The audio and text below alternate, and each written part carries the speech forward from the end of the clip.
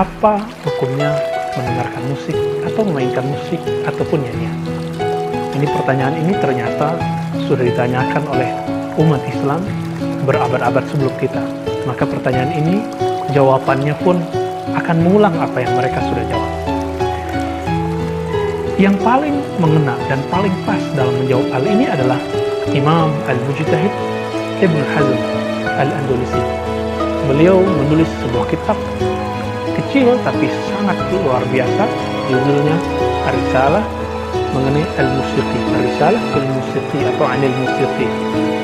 Imam Ibn Hazm mengatakan di sana, beliau juga bergelar Al-Hafiz. Al-Hafiz berarti hafal hadis ribuan lengkap dengan sanadnya dan mengerti bagaimana kualitas-kualitasnya.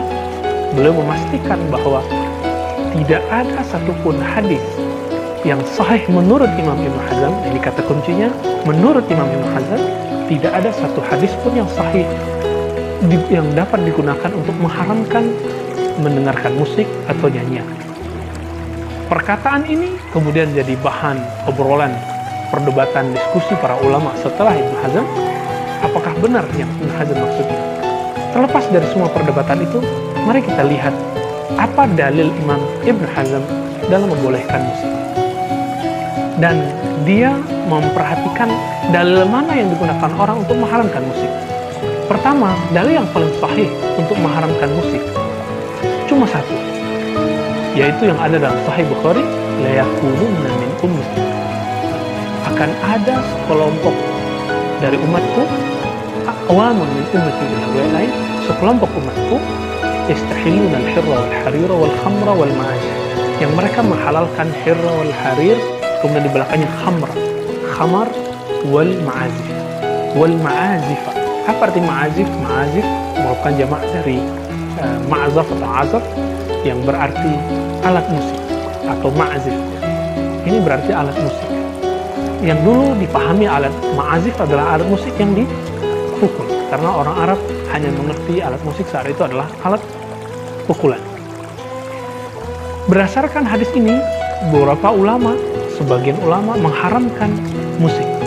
Kita tidak menyalahkan ini atau tidak percaya langsung juga. Kenapa?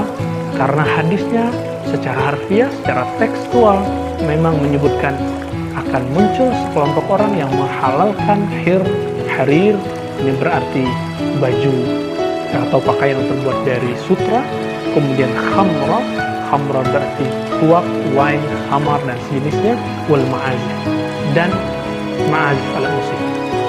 Namun Maulana Imam Syamsuddin bin Sir, ya, kemudian murid-muridnya dan imam-imam para masyaikh Al-Azhar yang sampai hari ini masih ada, Syekh Murtayyib, Masyaikh Al-Jum'ah, bahkan beberapa ulama-ulama di sana, termasuk Syekh Yusuf Al-Qaradawi yang tadinya adalah bagian dari anggota ulama kibar tapi kemudian keluar lalu pindah ke Qatar. Mereka sepakat mengatakan bahwa waw di situ dalam bahasa Arab, waw tidak hanya berarti dan, tapi juga berarti bersamaan dengan. Artinya mereka menghalalkan al-hirra wal harir yang berarti baju sutra, kemudian khamar dilanjutkan bersamaan dengan adanya ma'azif alat musik. Arti dari hadis ini bahwa musik tidak diharamkan karena zatnya, tapi musik diharamkan karena digunakan orang-orang untuk dugem, untuk campur baur laki perempuan, buka aurat, tari, telanjang, na'udzubillah min dzalik, seperti yang terjadi di beberapa tempat yang menjadi pusat maksiat pada zaman ini. Nah, diharamkan musik bukan karena zat musiknya, tapi karena dia ada di saat ada yang haram yang wajib menyertainya. Ini penjelasan para ulama.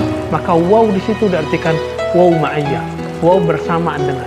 Seandainya tidak ada itu, maka musik menjadi halal. Sebagaimana hadis yang akan kita bahas pada setelah ini. Imam Ibn Hazm berdalil dengan hadis yang akan kita sebutkan penggalannya berikut ini, bahwa satu kali Sayyiduna Abu Bakar As-Siddiq radhiyallahu ta'ala anhu memasuki atau melewati rumah Nabi SAW yang merupakan menantunya. Abu Bakar adalah menantu Nabi karena anaknya, putrinya adalah istri Nabi SAW. Waktu itu hari raya, Yaumil Aid. Di saat itu Nabi SAW dan istrinya membiarkan ada dua orang perempuan gadis yang sedang bermain musik dan bernyanyi. Maka Abu Bakar ketika melihat itu, fanaharahuma. Sebutkan dalam hadis ini, Abu Bakar melarang keduanya dan dikatakan oleh Abu Bakar, Abi mazmuri syaitan fi baiti Rasulullah SAW. Apakah akan ada seruling syaitan di rumah Nabi SAW?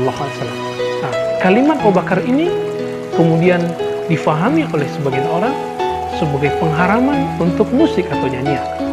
Namun kemudian itu terbantahkan sendiri oleh perkataan Nabi SAW ketika Nabi mengatakan, Da'huma ya Abu Bakar.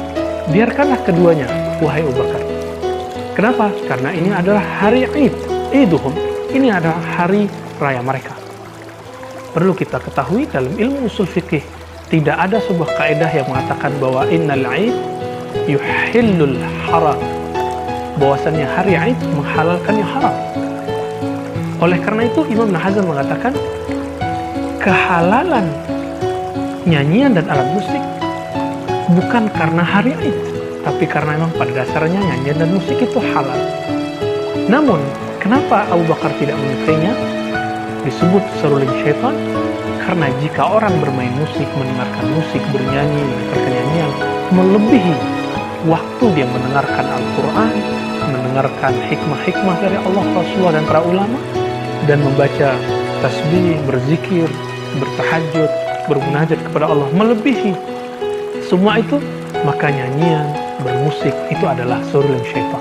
Ini yang dimaksud perkataan Abu Bakar, tandingan terhadap amalan-amalan yang kita perbuat. Berdasarkan itu, saudara yang dimuliakan Allah, benar kata Imam Ibn Hazm bahwa pada dasarnya tidak ada dalil yang lebih sahih dalam mengharamkan musik melebihi dalil yang kita sebutkan di awal tadi. Namun ternyata asumsi itu terbantahkan oleh hadis ini. Seandainya haram musik tersebut, maka tentu dia haram tetap pada hari raya. Walaupun hari raya dia mesti haram. Bukan berarti dia menjadi halal karena hari raya. Karena hari raya tidak pernah menghalalkan yang haram atau mengharamkan yang halal. Berdasarkan itu semua, para ulama kita tidak mengharamkan musik ataupun nyanyian dengan syarat tidak melalaikan kita kepada Allah. Terakhir, Imam Al-Ghazali, Abu Hamid Al-Ghazali, membahas pembahasan yang sangat panjang dalam kitab Ihya Ulumuddin, bab Kitab As-Sama, dan beliau mengatakan, kesimpulan besarnya, jika nyanyian dan musik itu baik, menyegarkan hati, menumbuhkan kerinduan kepada Allah, melembutkan jiwa, maka itu hasan. Hasanuhu hasan. Yang baik dari musik dan nyanyian itu adalah hukumnya baik. Maka jika dia syar, fahuwa syar. Jika dia buruk, maka dia dihukumkan buruk. Berarti jika dia bagus, maka jadi halal. Jika dia kata-katanya kotor, musiknya membuat orang menjadi anarkis, lupa kepada Allah, dia menjadi makruh, maksimal haram. Oleh karena itu, sahabat yang dimuliakan Allah, kami tidak melarang kita mendengarkan musik, bermain musik, selama itu tidak melupakan kita kepada Allah, mengurangi munajat kita kepada Allah SWT. Namun sebaik-baik orang yang menjadikan Al-Qur'annya sebagai nyanyiannya, tasbihnya sebagai musiknya. Wassalamualaikum warahmatullahi wabarakatuh.